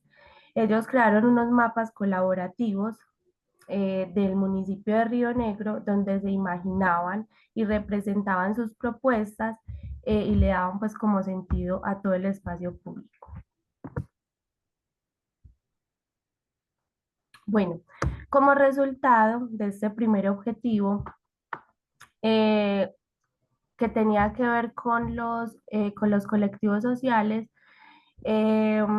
desde este primero identificamos 5 colectivos en el municipio de Río Negro, los cuales tienen diferentes campos de deliberación y acción. Entonces tenemos el primer colectivo que es Lunes de Ciudad, que está enfocado en la planificación urbana y apropiación del espacio público.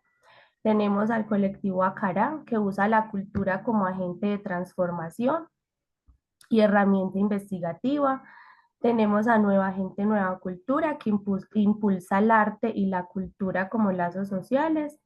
Enfoque de Oriente, que trabaja con medios de comunicación desde una perspectiva comunitaria. Entonces empezamos a trabajar con estos colectivos y a su vez tenemos como resultado unos ejes estructurantes que ellos proponen a través de esa entrevista y esta encuesta inicial, y es el Río Negro, Parque de San Antonio, Parque de los Mártires y Plaza de la Libertad.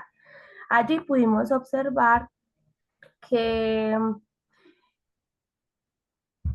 estos ejes estructurantes hacen parte fundamental de estos campos de deliberación y acción de cada uno de estos colectivos sociales. Por eso era tan importante llegar a esa ciudad imaginada que tenemos pues como resultado en el último objetivo que ya más adelante pues se los estaríamos contando. Entonces estos campos de deliberación y acción colectiva son fundamentales y configuran a cada uno de los movimientos sociales, o sea, son puntos de encuentros claves para cada uno de ellos.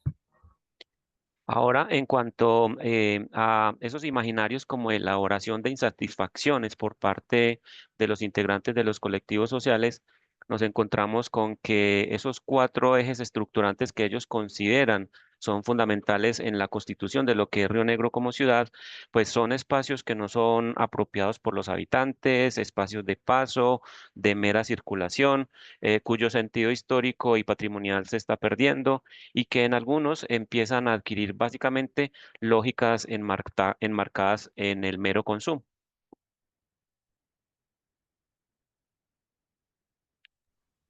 Bueno, y acá para finalizar como esa elaboración simbólica que era como nuestro último objetivo, que era ver esa ciudad imaginada de estos colectivos sociales, entendimos que lo que más se anhela en cada uno de estos desestructurantes, como resumen, es recuperar el valor ecológico y cultural, transformar la plaza en un espacio para el encuentro y la reflexión, reconocer a San Antonio, eso era uno de los ejes, como un lugar con identidad cultural y comunitaria, reapropiar el parque principal como espacio histórico y significativo.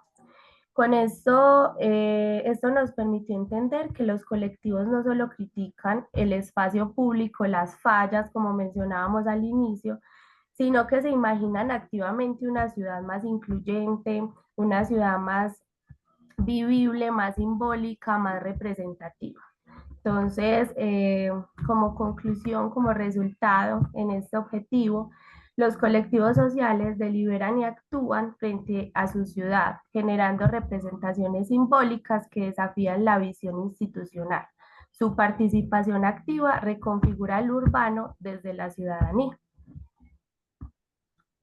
Así es, estos pues los resultados y en términos generales un poco el análisis también que nos deja este proyecto, que vale indicar que a pesar de que ya tiene un tiempo en que realizamos estos hallazgos, pues toma mucha vigencia, sobre todo con procesos y proyectos que se vienen dando en la subregión, como por ejemplo la propuesta de una posible área metropolitana en el altiplano del oriente antioqueño, donde Río Negro, justamente con sus lógicas y con sus particularidades, sería el municipio núcleo o el municipio líder en decisiones en una potencial área metropolitana que se constituya en esta subregión. Bueno, Emily, profe Ney, muchísimas gracias. Muchas Eh, gracias a ustedes. muchas gracias. Bueno, no, tremendo. Hay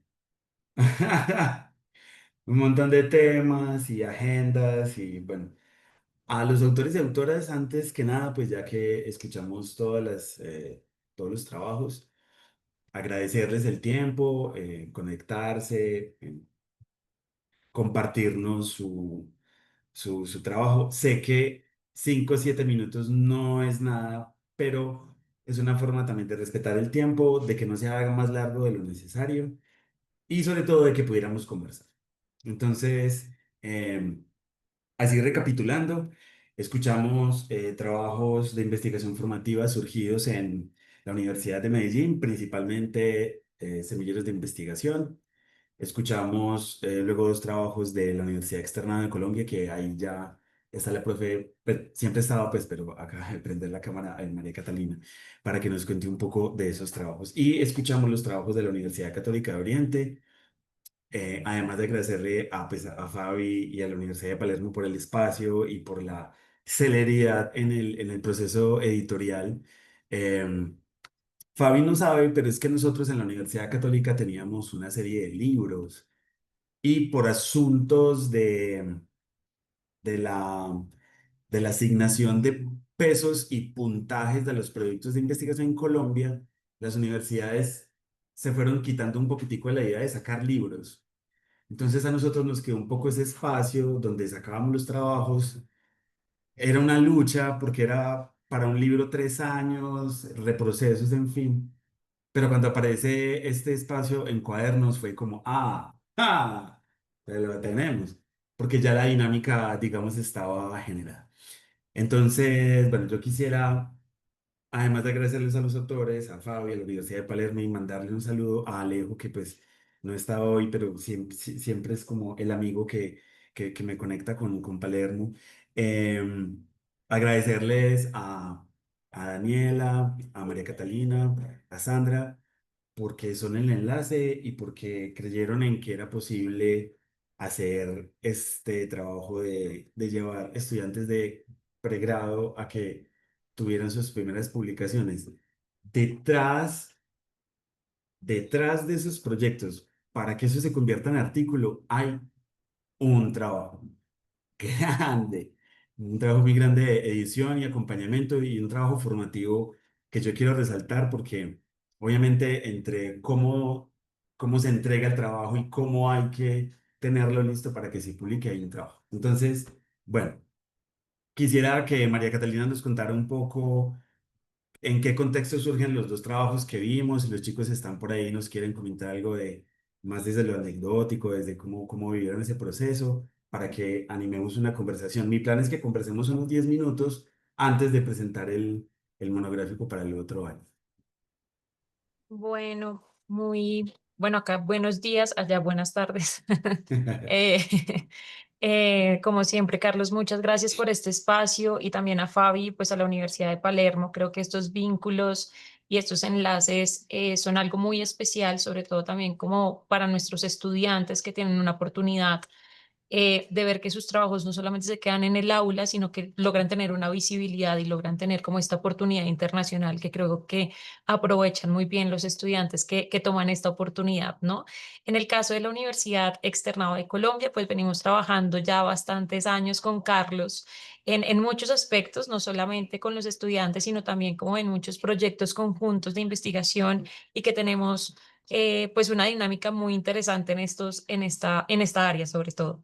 En el caso de la Universidad Externa de Colombia, el programa de comunicación social periodismo pues cuenta con una línea de investigación que se desarrolla diseño en investigación, metodologías de investigación y luego hacen una práctica investigativa a los estudiantes con algún proyecto de investigación de alguno de sus profesores.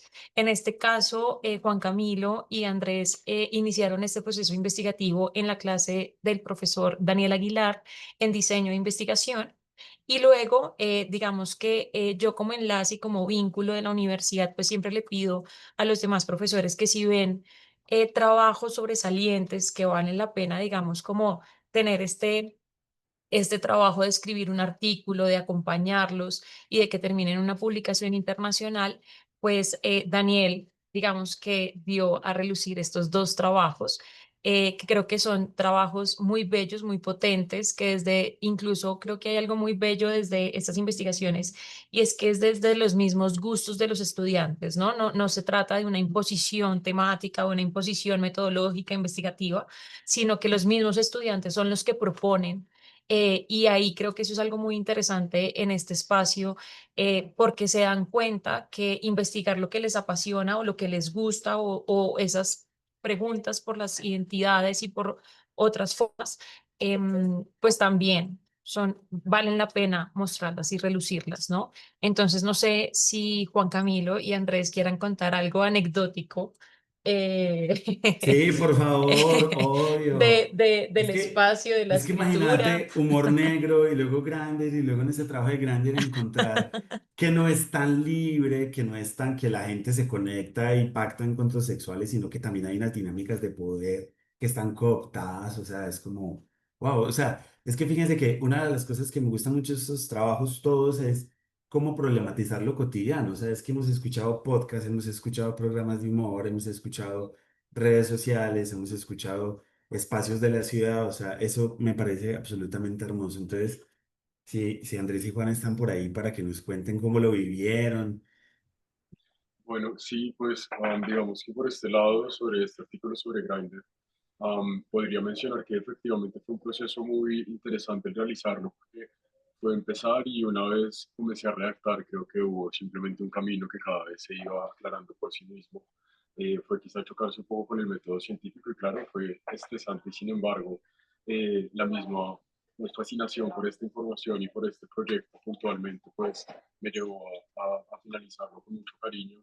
Fue, digamos, muy interesante ir encontrando que, claro, quizá la ciencia que se ha hecho hasta el momento no es mucha sobre este tema de Grindr y la sexualidad, el poder, todo lo demás, pero aún así la literatura que se ha realizado puede dar muchas respuestas y que creo que es un conocimiento muy importante en este momento para cuestionarnos cómo se dan los usos desde las personas a la tecnología, cómo se está dando el relacionamiento y cómo la gente está interactuando entre sí misma como resultado de una serie de contextos. Habían algunos artículos que me llamaron mucho la atención porque abordaban, por ejemplo, casos diaspóricos de migración y cómo este tipo de aplicaciones sí llegan a ser una herramienta muy poderosa para que las personas se conecten entre pares. Sin embargo, también hay que ver que en respondiendo a muchas dinámicas del territorio, pues la gente a sí mismo se expone a muchas formas de violencia y eso es algo que viene permeado incluso desde la misma ingeniería de cómo se está pensando en la creación de aplicaciones, cómo se está pensando desde la tecnología el conectar personas con diferentes fines. Y bueno, creo que es un camino que se abre generando muchas nuevas preguntas de hacia dónde se encamina la sexualidad entonces ahora, teniendo en cuenta el entorno web, teniendo en cuenta la digitalidad, incluso muchos otros contextos como la inteligencia artificial y pensar en que todo esto nos lleva a conversaciones cada vez más relevantes para pensarnos en dónde queda lo humano. Entonces, nada, creo que pues, me gustaría aprovechar esto también para invitarlos a crear mucho más el artículo. Creo que tiene una tendencia, una cantidad de información muy, muy, muy amplia. Y bueno, No sé. Pues digamos, en mi caso, yo lo hice por puro gusto, porque pues, eh, como lo decía la profe, de una u otra forma es algo que no nos están imponiendo. Entonces, yo siempre ando con un parche de cinco o seis amigos, ¿sí? Entonces, cualquier cosa es un chiste, es una bobada, sí, y cualquier cosa es como esa chispa de cualquier situación, hacerle un chiste. Claro, se puede generar incomodidad a las personas, pero digamos, a veces esa forma de uno expresarse, como que a uno lo sana mucho, ¿sí? Entonces yo dije, pues quiero una otra forma investigar es con, con lo que he vivido y como soy normalmente con mis amigos, entonces por eso lo llevé sobre al humor negro, no tan amplio a la comedia, porque ya sería pues muchísimo más grande, pero entonces sí como que todo parte de un juego y ya después se dice como cosas que pensamos que decimos y que a veces es como tan inconsciente que están pasando, pues de una u otra forma sí tienen una implicación socialmente muy, muy dura y es también nosotros cómo podemos transformar narrativas a lo largo del tiempo durante lo que se dice a forma de chiste o que lo podemos disfrazar como un chiste. Entonces creo que es más por ese lado, también invitadísimos a que lo sigan leyendo. Ujú. Allá está un poco más específico pues con algunos autores, yo lo digo más, sí, como tirándolo así muy, muy charladito, pero pues sí, espero que si lo van a leer en algún momento, lo disfruten porque pues es más a eso y preguntarnos realmente eh, cómo funciona mi vida y que de una u otra forma la risa y lo que me da risa es algo inminente y que me puede curar en momentos donde me siento solo. Súper bien, chicos, muchas gracias. Y a la profe María Catalina. Ahorita vamos a presentar los trabajos que vienen para el próximo monográfico. También estaba por ahí conectado el profesor Daniel Aguilar, que fue propiamente el profesor de ese curso. Es decir, esto es un trabajo de clase. O sea, vamos viendo ahí como los alcances y las ambiciones, ¿verdad? Eh, entonces, de nuevo, muchas gracias. Bueno, y quisiera que la profe Daniela nos hablara un poco de la experiencia de investigación formativa en Universidad Católica de Oriente. Vimos una diversidad de trabajos que iban desde la moda en la representación de lo femenino, digamos, en la prensa, a este trabajo del profe Hernán con su semillero, donde van directamente a la calle, indagan con los colectivos y hacen una agenda imaginaria de una ciudad que está dejando de ser un pueblo y se transforma en una ciudad nueva. Profe, buenos días.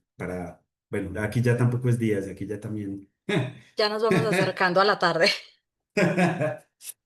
Bueno, muy buenas tardes para todos. Vamos ajustándonos ahí a temas horarios.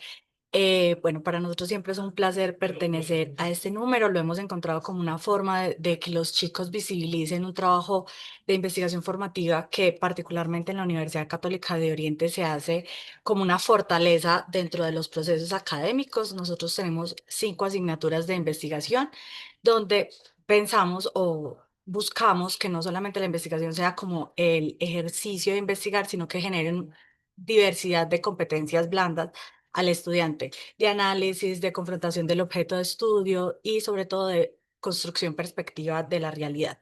Entonces nosotros tenemos una línea de investigación general, tanto para la investigación formal como para la investigación formativa, que es comunicación para el cambio social.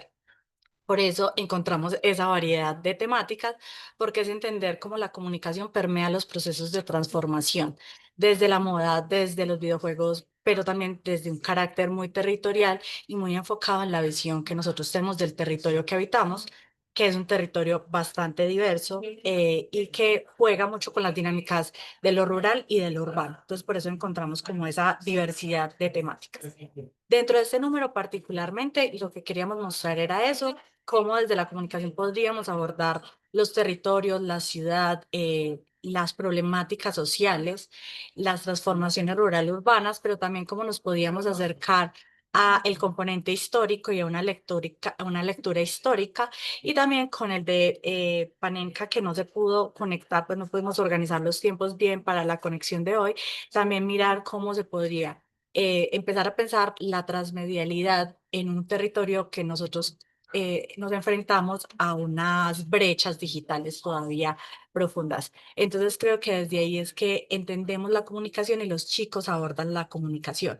Entonces para nosotros ha sido encontrar muchos investigadores y muchas formas de acercarse al conocimiento a través de diversidad de temas y a través de diversidad de métodos, y que los chicos transformen mucho también esa perspectiva de lo que es la investigación. Por lo menos yo sé que eso es a nivel general porque uno ve los memes, todos los chicos le tienen miedo a la investigación. Entonces, como cambiar ese paradigma y que los chicos se acerquen a través de los trabajos de grado, a través de los semilleros, a construir conocimiento.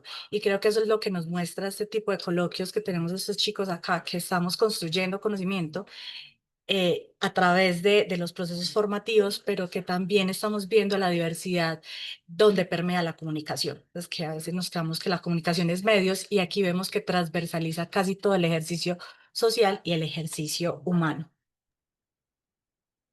No, tremendo, es muy hermoso. Les da mucho miedo, pero uno va avanzando y se va quitando ese miedo. Está Emily, y no sé si todavía está Alejandra, pero nos encantaría escucharlas ya más como desde la vivencia. Emily ya también egresó. Este fue un proyecto que ya hizo siendo estudiante, pero ya es una mujer grande y todos esos asuntos, y también está lindo como escuchar como esa experiencia, la investigación en el contexto de su experiencia vital. Emily.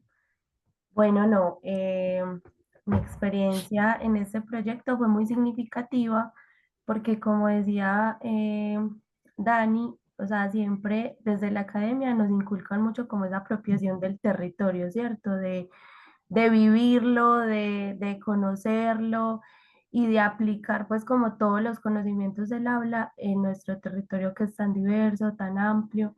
Entonces yo creo que esta investigación y nuestro semillero y todo lo que hicimos con el profe Ney fue eso, fue muy aplicado a nuestra realidad. Entonces fue descubrir nuestro territorio a través de las miradas de agentes que viven el derecho a la ciudad, viven el derecho a la comunicación en su día a día, en sus campos de deliberación, de acción. Entonces, encontrarse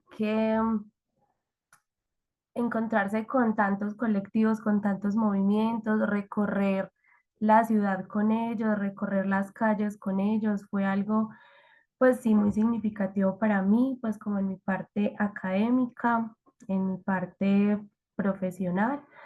Entonces, digamos que le di como otra perspectiva a lo que era la investigación, ¿cierto? Que es como lo que uno se imagina, como papel, lápiz y listo, ¿no? O sea, eso fue salir a la calle, escuchar, plasmar y fue algo, sí, muy, muy relevante en todos los sentidos. Muchísimas gracias, Emily. Y está el profe Ney, que ha sido formador de investigadores desde que el mundo es mundo. También estaría lindo como escuchar su experiencia como formador precisamente en el ámbito de la investigación. Carlos, no, muchas gracias nuevamente a vos, a la Universidad de Palermo por esta oportunidad de publicar en coautoría con los chicos que hoy son egresados y que en su momento hicieron parte del semillero. Este semillero se llama Urbanitas, Comunicación y Ciudad.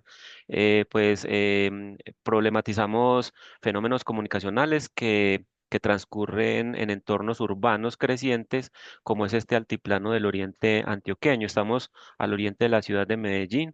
Es un conjunto de municipios, de pueblos, dentro de los cuales Río Negro es el que más crecimiento urbano y poblacional ha venido teniendo. Y eso a nosotros obviamente nos llamó poderosamente la atención. En lo personal a mí es un tema que me llama mucho la atención, todo este tema del territorio, pero también de lo urbano, pero también de los fenómenos comunicacionales que se van generando en esos entornos y sobre todo ya en el plano pues de lo que para nosotros significa construcción de territorio, el territorio más allá de lo físico geográfico y en su lugar el territorio entendido como toda esa trama simbólica que ocurre ahí encima de la ciudad. Nos llama poderosamente la atención y bueno, hemos hecho varios estudios que giran alrededor de esos temas, problematizando desde una mirada muy de lo colectivo, desde una mirada muy de lo crítico también, desde la perspectiva crítica frente a todo ello que va pasando, porque sentimos que muchos de estos fenómenos que se dan son presionados, uno, desde fuera, desde proyectos exógenos, específicamente Medellín y el área metropolitana, y dos, desde intereses muy marcados en lo privado, en lo económico, pero que deja muy por fuera a quienes históricamente hemos habitado este territorio y que lo hemos sufrido también y que en ese sentido, pues, el oriente antioqueño se ha caracterizado justamente por la movilización social, por la resistencia y que es importante que esa transformación de territorio también contemple esos sueños, anhelos y aspiraciones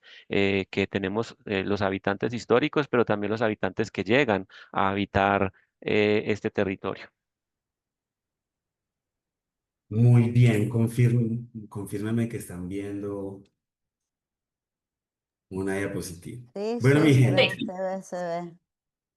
esto se dejó venir. Ajá, no salimos de uno y ya estamos, ya estamos proyectando el que sigue. Bueno, de nuevo, en alianza siempre con mis pares, con estas mujeres maravillosas, Daniela, María Catalina, Isabel Cristina Torres, que se integra, y Sandra, vamos a contar una pequeña historia. Para el año 2023, la Universidad de Palermo me invitó a armar un monográfico que era con investigadores top. Entonces, convoqué a los investigadores de mi grupo de investigación acá en la Universidad de Medellín y junto a una universidad española hicimos este monográfico que fue el 188. ¡Tarán! Sí, ok. Bueno, estaba lindo, eran investigadores top, gente que ya está en la pomada y lo hacen bien. Para el siguiente año, por asuntos de agenda, los investigadores de mi grupo tenían comprometido cada segundo de su vida. O sea, básicamente, no me aceptaron de ninguna manera que los invitara a otro proyecto porque físicamente no podían.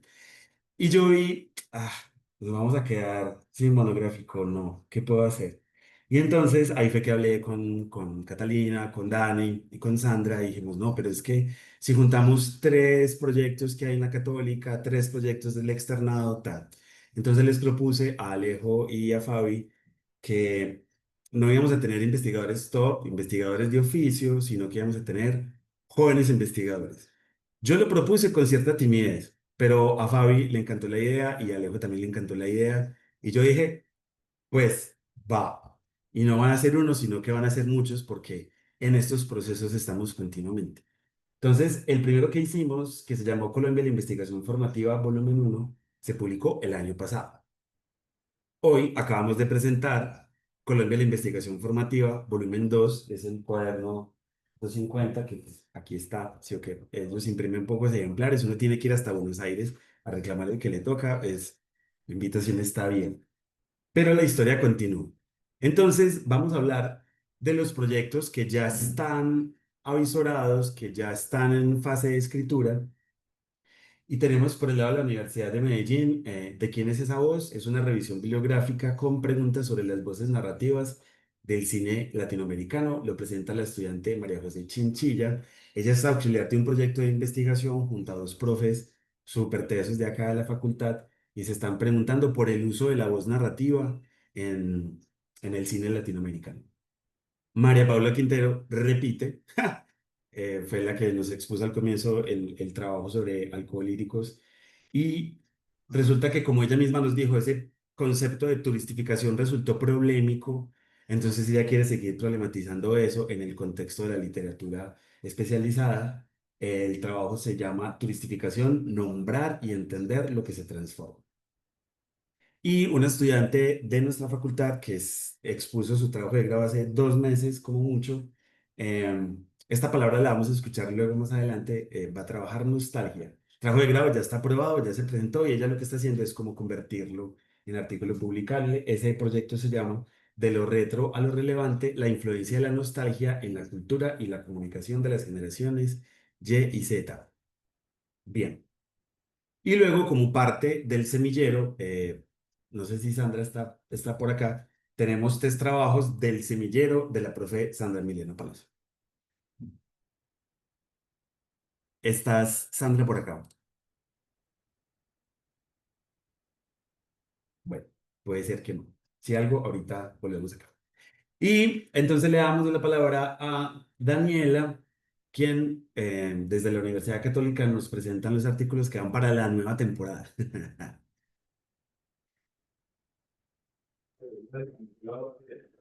Listo. Acá básicamente es donde mostramos esa variedad que trabaja el programa de comunicación social. Empezamos con educomunicación y procesos de envejecimiento, que lo trabaja el profesor Jaime Arpeyate Ortúa. Es el semillero Némosis, que viene trabajando aproximadamente hace unos 3 años la categoría de educomunicación con adultos mayores. Desde ahí ellos realizaron unos podcasts radiales para fortalecer todas las dimensiones biopsicosociales del adulto mayor, en un caso específico en Río Negro, y desde ahí se han desprendido varios proyectos. Este mismo proyecto, digamos que ya se trasladó a otros lugares, acá mismo en Río Negro, y en este momento está avalado como proyecto del Ministerio de Cultura. Entonces ha sido un proyecto que ha tenido alto impacto social y que ha trabajado muchísimo en una categoría de las epistemologías latinoamericanas de la comunicación, que es la educomunicación. El otro es características comunicacionales de la conformación de grupos en el metaverso VRChat. Este es un trabajo de grado de Jerónimo Marín Naranjo que yo acompañé como asesora y co-construimos el artículo que se va a publicar. Este es un trabajo, digamos que se sale mucho del modelo que hemos trabajado tradicionalmente en la universidad, pero que fue supremamente riguroso en términos metodológicos y en términos de cómo la comunicación empieza a abordar estos nuevos territorios y estos nuevos escenarios donde se da las interacciones comunicativas. En este trabajo fue supremamente interesante hacer, por ejemplo, trabajo de campo. Esto sí lo cuento como anécdota, porque nos tocó entrevistar a un pony real. Pues, tú hacías la entrevista en el metaverso y era un pony, pues entonces era como esas nuevas formas de percibir la comunicación en nuevos escenarios y en nuevas formas. Es bastante interesante lo que se encontró en ese trabajo. Tenemos el trabajo de Carolina María José con el profesor Daniel Ospina Hurtado, que se llama Investigación Creación, exploración de la narrativa documental bajo las dinámicas de las redes sociales. Este trabajo articula un proceso de semillero con un proceso de trabajo de grado, con un proceso de investigación formal. Digamos que acá articula como los tres grandes ejes desde el que se trabaja investigación en la Universidad Católica de Oriente, y es toda la exploración que se hizo en términos de formatos para empezar a construir transmedia a través de las redes sociales, pero en formato de documental histórico. Entonces se articuló todo un proceso de archivo y de investigación de archivo, cómo eso, investigación de archivo, porque se articula con nuevas formas narrativas y cómo se construía a través de todo eso un mapa transmedial. Tenemos historia de la radio en el Oriente Antioqueño, experiencias y gestores entre 1970 y 1975, que es con el profesor Erney también en un ejercicio de semillero, y los estudiantes ya egresados, Liliana Duque y José Luis Acosta, que digamos que este fue uno de los ejercicios que pensamos como todavía tiene relevancia temática en esta temporalidad, pero nos encontramos que el ejercicio histórico de archivo, de generar una memoria de lo que ha sido la comunicación en nuestro territorio es sumamente valioso, y la radio jugó un papel fundamental en términos del conflicto armado en donde nosotros habitamos. Entonces nos parece que es un repositorio importante que debe ser visibilizado, perdón, y por eso lo retomamos en este ejercicio. Y el último es nuevas formas de protesta política a través de la música mainstream, caso de Debí tirar más fotos de Bad Bunny, que es un artículo mío, que básicamente Carlos me obligó a ponerle mentiras, porque es un ejercicio de mi formación doctoral en este momento en la Universidad Católica de Argentina. No sé qué más contar ahí, Carlos. Que sí, que unilateralmente, como ya lo tengo, ven, Fabi, no mentiras, es una invitación, pues está tan bueno que se puede publicar, de verdad, pues por eso lo hice medio en chiste, pero si quieres no es chiste. Fabi, si me ayudas para que Sandra Palacio tenga micrófono para que ella nos Sí, cuente. los chicos creo que le pueden dar, Muchísimas Lee, gracias. le podemos Que dar cuando a Sandra, pues yo la a vi a Sandra. Sandra, no te quería Sí, es molestar, que pero estaba salió y volvió. abajo. Sí, sí, Sí, sí. sí. Bueno, listo. Lee, ¿estás ahí? Le damos micrófono, ¿no?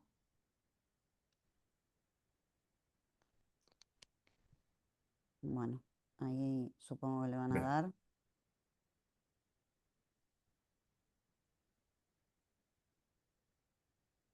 Ahí creo que ya Ahora está. sí, ya. Eso, Hola. listo, gracias. Bueno, pero no me deja prender la cámara, no importa. No, no hay lío. ¿No? Listo, dale. Tranquilos, no hay problema. Bueno, ya estamos acá con los míos, muy bien. Algo que decían ahorita y retomando son productos de investigación en el semillero de Tetris Marketing, es del área de la Facultad de Ciencias Económicas y del área de Mercadeo, pero es muy libre. O sea, nosotros le decimos a los chicos, muchachos, estos son los proyectos que tenemos los profes, pero si ustedes quieren, se pueden articular a alguno de ellos, que incluso eso fue lo que pasó con Laura, el proyecto que acabamos de exponer. Y también algo muy bonito que pasa es que son proyectos que son interfacultades. En el caso de Laura era Facultad de Ciencias Económicas, Comunicación y también la Facultad de Diseño, entonces integrando como todas estas áreas del saber en proyectos de investigación. Con los tres productos que vamos a presentar para el 2026 tenemos el consumo y productos antiedad en jóvenes y el papel de las redes en la construcción de los estereotipos de belleza y su efecto en las decisiones de mujeres frente a las cirugías plásticas, parten del proyecto de vestuario, donde vemos que en este caso los jóvenes están siendo influenciados para el consumo de cierto tipo de productos. En el primer proyecto son productos anti-edad, ¿cierto? El envejecimiento, todo lo que esas variables que nos afectan a nivel personal, como ese miedo al envejecer, y es una investigación cuantitativa, ¿cierto? De carácter relacional, donde se mira cómo entonces las consecuencias psicológicas, la influencia de los factores demográficos, percepciones sociales y su impacto, o la misma percepción de la apariencia personal, influyen que las personas, en este caso los jóvenes, cada vez más están accediendo al consumo de productos antiedad. O sea, hoy en día jóvenes entre los 16 y 18 años. El Botox es su mejor amigo. Cuando nosotros de la época de la generación Y lo venimos a conocer ya a los 40 años. Y para ellos es algo ya natural. Pero algo que estamos viendo en estos dos proyectos, el segundo es una investigación cualitativa donde ellos hacen un comparativo con focus group y con técnicas proyectivas, que es la técnica del collage. Ellos, digamos que incentivan a que la persona mire cuáles son esos estereotipos de belleza para cada una de las edades, de cada una de las generaciones, y encontraron en común la influencia que tienen, en este caso, las redes sociales para los diferentes grupos de consumidoras. Entonces, cómo las redes sociales nos están llevando al consumo de estos productos, en el primer caso, productos antiedad, y en el segundo, hacer las intervenciones que le hacemos al cuerpo para llegar a esa apariencia que nos están vendiendo. Y ya el tercero sí es más como del área de acá de marketing, y es que los chicos hacen un rastreo de todo, de la investigación que se ha hecho en el área de mercadeo, mostrando cuáles son esos eslabones que siguen siendo firmes, como es el macromercadeo, como es el estudio del área del comportamiento del consumidor, pero también van viendo esos nuevos temas emergentes como de la sustentabilidad, toda la parte de las tecnologías, como la inteligencia artificial, el Internet de las Cosas, la realidad virtual, entre otras investigaciones que se están haciendo en Colombia y muestran cuáles son como esas nuevas tendencias que se tienen en el campo. Algo que también resalto aquí de lo que hablaban los compañeros anteriormente es que dos de esos productos son productos que salen de proyectos de aula, que es el de la investigación en mercadeo y la del papel de las redes sociales. Son proyectos que se salen del proyecto aula de una de las asignaturas y se llevan al semillero para darle como ese más rigor científico. Y dos de ellos son proyectos de trabajo de grado. Pues se han ido como escalando poco a poco para que vayan adquiriendo ese rigor que se tiene. Muchas gracias. Bueno, muchas gracias. Escuchamos de nuevo a la profe María Catalina para hablar de los nuevos artículos que va a presentar la Universidad Externada. Bueno, pues como les venía diciendo, los dos primeros que ven en pantalla son trabajos de la clase de diseño en investigación, pero en este caso bajo la tutoría de la profesora Sandra Oces.